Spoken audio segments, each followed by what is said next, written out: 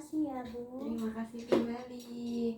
Baik, sebelumnya perkenalkan nama saya Reva, bisa dipanggil dengan Ibu Reva. Jadi hari ini saya sebagai konselor gizi yang akan mendampingi Ibu pada konseling gizi pada hari ini. Nah, jadi sebelumnya terima kasih ya sudah mau datang. Nah, sebelum mulai nih saya bisa panggil Ibu, Kakak, atau siapa nih? Panggil karena saya masih muda ya Bu, panggil Kak Tita aja. Oke, Kak Tita. Halo Kak Tita. Halo Ibu Reva. Oke Kak Tita, sebenarnya saya senang banget bisa ketemu dan mendampingi Kak Tita hari ini. Jadi sebelumnya juga saya mau nyampein kalau sisi kita konseling kali ini tuh bersifat rahasia banget dan santai aja. Jadi nggak ada nanti itu jawaban yang salah atau benar yang Kak Tita sampaikan. Jadi di sini tuh saya pure ingin membantu Kak Tita menyelesaikan masalah yang Kak Tita rasakan gitu. Nah, Kak Tita sudah siap? Nyaman untuk mulai? Siap Ibu, nyaman. Oke. Jadi di sini saya pengen tahu nih sebelumnya boleh tahu nggak Kak Tita ini kesini tuh atas dasar apa gitu? Apa alasannya buat Kak Tita memutuskan buat ke konsultasi gizi hari ini? Nah, jadi itu Bu, saya dari waktu saya masih SD itu tuh sudah punya emak Ibu.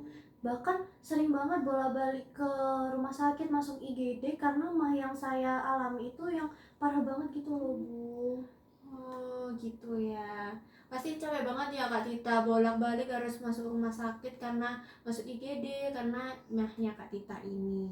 Iya bener Bu, sudah masuk rumah sakit, sudah minum obat, kan udah membaik itu Bu. Tapi ujung-ujungnya kambuh lagi, kambuh terus. Terus saya ngerasa jadi capek gitu loh Bu, kambuh-kambuh terus. Betul.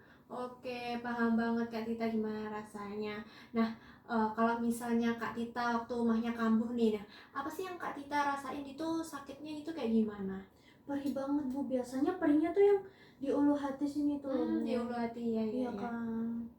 Oke, terus apa yang buat Kak Tita ini akhirnya mikir, oh ya udah deh, kayaknya mahku nih aku perlu deh konsultasi ke ahli gizi gitu. Karena saya ngerasa yang pertama capek ya Bu, dan ngerasa kok aku nggak kunjung-kunjung membaik, dan akhirnya saya memutuskan untuk ke ahli gizi karena apakah saya jadi pola makannya itu salah kayak gitu, karena kan udah minum obat juga kok nggak sembuh-sembuh, kayaknya dari pola makan saya deh yang jelek. Oke, dari jawaban Kak Tita tuh aku mau apresiasi banget, saya mengapresiasi banget karena pemikirannya Kak Tita itu keren karena mencari solusi di luar dari karena udah dari dokter, udah masuk IGD, udah obat, habis itu tetap kambuh terus. Jadi Kak Tita ini pemikirannya aku mau nyari solusi lain nih buat tubuhku nih biar cepat sembuh ataupun biar nggak kambuh-kambuh lagi. Nah, jadi karena saya paham banget gimana rasanya jadi Kak Tita, capek pasti. Jadi di sini ya kita pelan-pelan coba nyari solusinya. Nah, pertama saya mau tanya gimana cerita atau boleh nggak Kak Tita ini ceritain kebiasaan makannya Kak Tita itu gimana? Misalnya dalam sehari itu Kak Tita biasanya makan berapa kali dalam sehari? Biasanya nggak tentu sih Bu, tapi kalau dikira-kira biasanya 1 atau 2 kali doang. 1 sampai 2 kali, oke. Biasanya Kak Tita 1 sampai 2 kali itu makan pertamanya jam berapa? Siang sih Bu. Siang. Jam 11 atau bahkan kalau lagi males-malesnya makan itu baru jam 1 kayak gitu. Makan malamnya terakhir jam berapa? Mungkin jam 8-9 gitu ya? Sebelum tidur. Oh, Iya. sebelum Sebelum tidur jam. kalau lapar gitu baru makan terus tidur. Tapi dari malam itu terus tidur terus bangun nggak sarapan ya tadi karena kan cuma sekali 2 kali sampai sekali doang. Nah itu berarti jam 11. Nah dari malam itu pasti kosongnya udah lama nih nggak makan sama sekali ya. Oke. Nah kalau misalnya makanannya tipenya Kak Tita suka yang gimana? Pedes? Suka pedes? Suka Bu, itu makanan favorit saya malah. Oh suka banget nih sama makanan pedas. Kalau jajan gitu misal pengen makan jajan nih jajan gitu sukanya gimana, gorengan atau mungkin suka yang tipe-tipe anak zaman sekarang tapi yang suka rebus-rebusan gitu, suka yang mana? Jujur kalau rebus-rebusan saya nggak suka banget sih Bu, karena rasanya kayak kurang enak, kurang mantul gitu. Enak gitu ya. Makanya saya lebih suka yang digoreng kayak gorengan ote-ote, tahu isi, atau enggak makanan pedas kayak seblak, Oh, gacoan, itu tuh saya sering banget makan kayak oh, gitu oke. Bu. Enak ya Enak rasanya. dong Bu, kan itu banyak micinnya. Oke, oke. Kalau minuman, Kak Tita suka apa? Kopi, soda, teh gitu minum?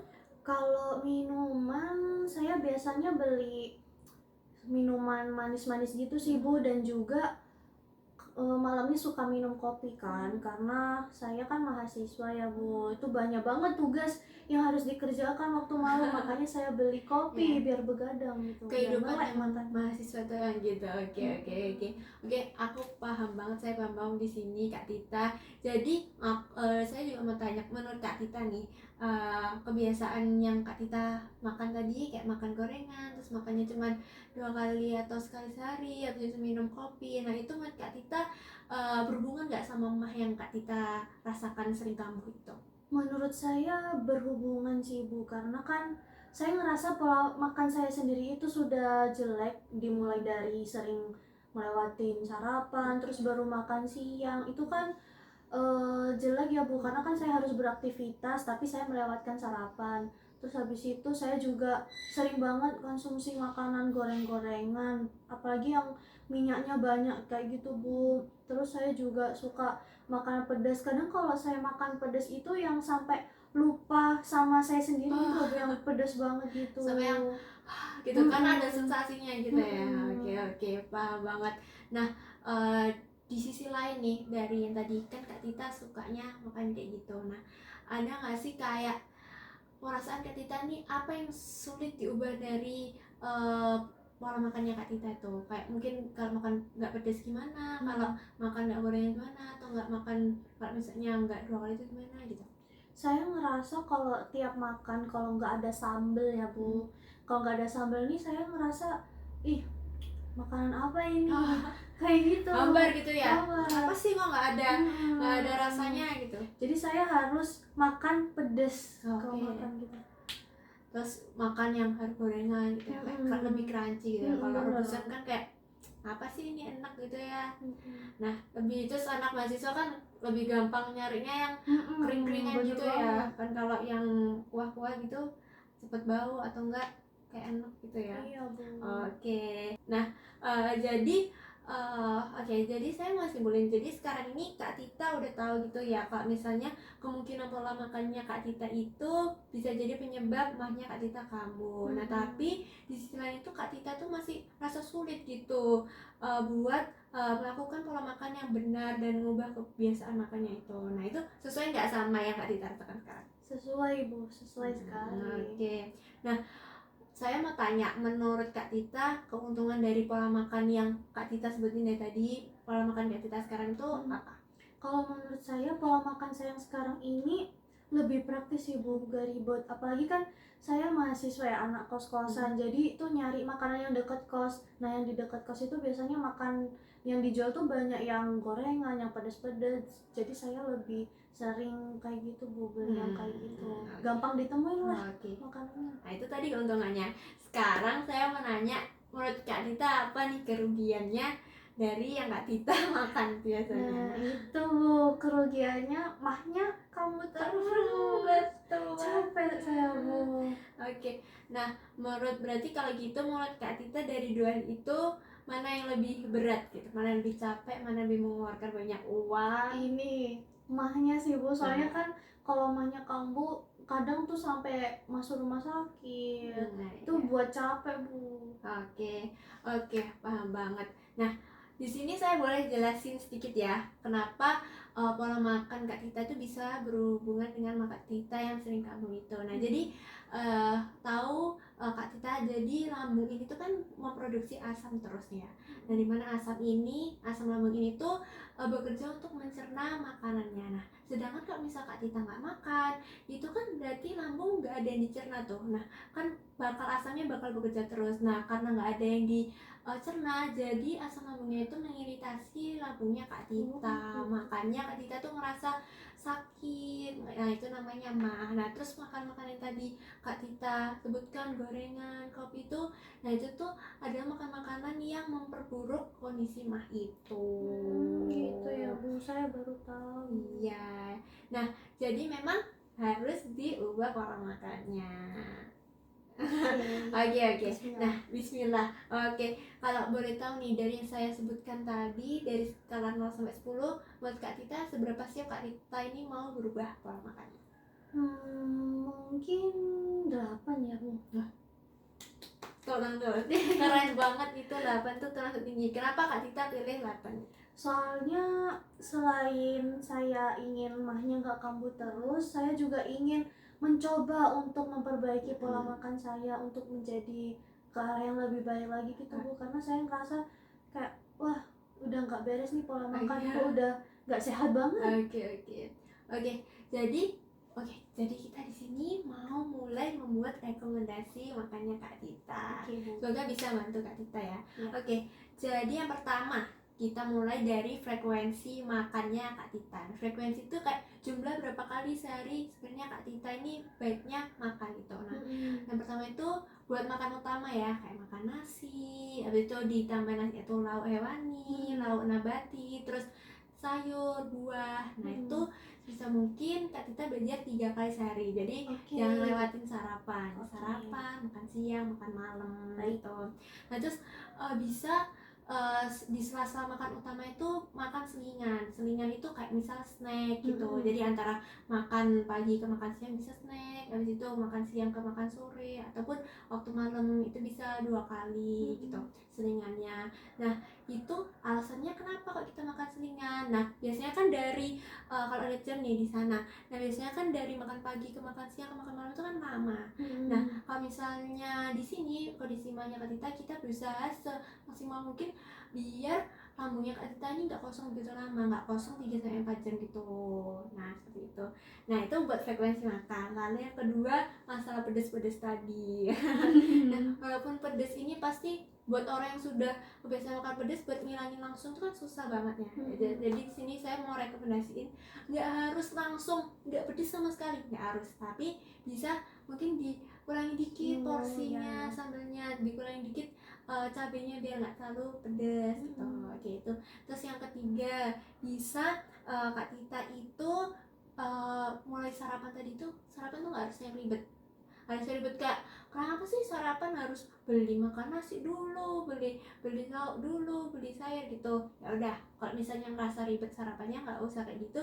Bisa kayak cuman mungkin ke Indomaret nih, atau ke Alfamart, atau ke toko terdekat gitu, kelontong beli roti atau sandwich gitu. Mungkin oatmeal, pisang, bubur gitu, asalkan nggak kosong gitu. Nah, terus juga sebisa mungkin nggak makan makanannya kayak gorengan, kita hindari dulu gorengan. Habis itu kopi gitu dihindari dulu. Nah, kalau boleh tahu makanan yang paling sering dimakan kalau karbo apa? Biasanya saya makan nasi sih Bu, paling seringnya kalau karbo. Oke, jadi tadi yang saya sebutin karbonya bisa makan nasi, terus nanti lauk-lauknya bisa sukanya apa? Ayam atau ikan? Biasanya bervariasi sih Bu, tapi yang paling sering saya beli itu ayam. Iya, boleh ayam, ikan. Nah, mungkin nggak setiap hari digoreng gitu, bisa aja ayam panggang gitu. Ayam panggang tuh enak tuh, ada ayam panggang pedas itu kan juga enak gitu. Bisa ikan juga, terus sayur-sayuran yang disuka banyak anak-anak mah biasanya mungkin ya cuman sayur kayak bayam gitu, itu kan ya, wortel rebus atau brokoli rebus gitu juga enak, dikasih sedikit micin gitu nggak apa-apa. Nah, habis itu dari semua yang saya sebutin tadi, kira-kira mana yang paling mau Kak Tita coba dulu? Kita nggak usah yang langsung semua gitu, dikit-dikit dulu aja. Apanya Bu yang dicoba? Tadi dari yang frekuensi atau apa? Mungkin karena saya suka pedas ya Bu, itu mungkin agak challenging buat saya untuk ngurangin. Yang mau saya coba dulu tuh frekuensi makan. Oke, boleh. Jadi pasti Kak Tita bisa, saya yakin. Amin. Nah, bisa pasti. Nah, dari sini saya mau apresiasi banget nih Kak Tita udah datang, terus mau cari tahu apa yang salah dengan Kak Tita dan cari gimana penyelesaiannya gitu. Itu tandanya berarti Kak Tita peduli sama diri Kak Tita, kesehatannya Kak Tita sendiri. Betul. Nah, tadi berarti kita udah jelasin atau diskusi tentang penyebabnya kambuh gimana, hubungannya sama pola makan Kak Tita gimana, terus juga rekomendasinya Kak Tita gimana. Nah, gimana perasaannya Kak Tita setelah sesi ini? Pahamkah atau ada yang mau ditanyain dulu? Paham banget sih Bu, enak penjelasannya. Jadi saya mudah mengerti gitu loh Bu. Terus untuk hal yang ditanyakan sepertinya belum ada deh Bu. Oke, nah saya cuma mau pesen kayak ini tuh Kak Tita jangan merasa minder kayak waduh banyak banget nih PR-nya gitu. Nggak harus langsung semuanya, kita coba pelan-pelan bertahap. Karena satu yang Kak Tita lakukan itu udah langkah yang besar banget. Jadi perubahan itu nggak langsung yang harus besar, kecil-kecil dulu tapi konsisten dan bertahap yang penting. Oke, yang terakhir kali saya mau tanya, apa ada yang ditanyakan lagi? Insya Allah tidak ada sih Bu. Oke, semoga saya bisa membantu perkembangan Kak Tita ya. Amin, amin, amin, amin. Terima kasih banyak ya Kak Tita sudah datang hari ini. Sama-sama Ibu Reva. Oke, assalamualaikum, selamat siang. Oke, waalaikumsalam. Saya